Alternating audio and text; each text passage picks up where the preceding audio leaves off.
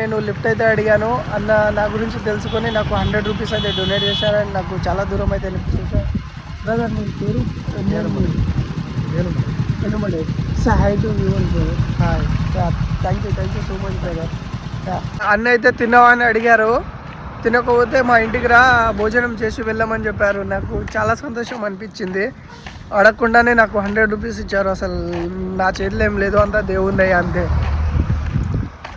నేను నడిచి వెళ్తుంటే ధూపు అవుతుందని వాటర్ బాటిల్ తీసుకుందాం అనుకున్నా. షాప్లో కూర్చోగానే ఇక అమ్మ నా గురించి అడిగింది. ఆవిడ భాష నాకు అర్థం కాకుండా నేను నడిచి వెళ్తున్నాను రామేశ్వరం అని చెప్పగానే నా కోసం అయితే మజా కూడా ఇచ్చింది అండ్ చాక్లెట్స్ కూడా ఇచ్చింది. చూడండి అమ్మ హాయ్ హాయ్ చూశారు కదా.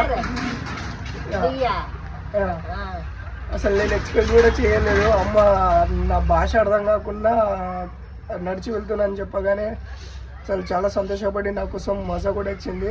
థ్యాంక్ యూ అమ్మ, థ్యాంక్ యూ. నేను తమిళనాడు గురించి విన్నప్పుడు ఇక్కడ చాలా క్యాష్ ఫీలింగ్ ఉందని విన్నాను. అది నాకు తెలీదు. కానీ తమిళనాడులో ఎంటర్ అయినప్పటి నుంచి చాలా అంటే చాలామంది నన్ను కలిసిన ప్రతి ఒక్కరూ మంచోళ్ళే. మరి అది నా అదృష్టమో లేకుంటే శివుడు ఇచ్చిన కృపో నాకు తెలీదు.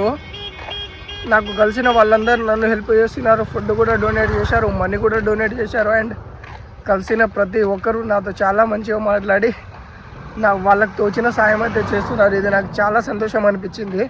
అసలు నేను ఎక్స్పెక్ట్ కూడా చేయలేదు. ఎందుకంటే తమిళనాడులో లాంగ్వేజ్ బ్యారియర్ ఉంటుంది కదా, మనకు అంతగా రాదు, వాళ్ళకు తెలుగు అర్థం కాదు, చాలా ఇబ్బంది అవుతుంది అనుకున్నా. కానీ చాలా అంటే చాలా సంతోషంగా ఉన్నా. ఎందుకంటే నన్ను కలిసిన ప్రతి ఒక్కరు, నేను కలిసిన ప్రతి ఒక్కరు చాలా మంచోళ్ళు. నాకు చాలా అంటే చాలా సాయం చేశారు.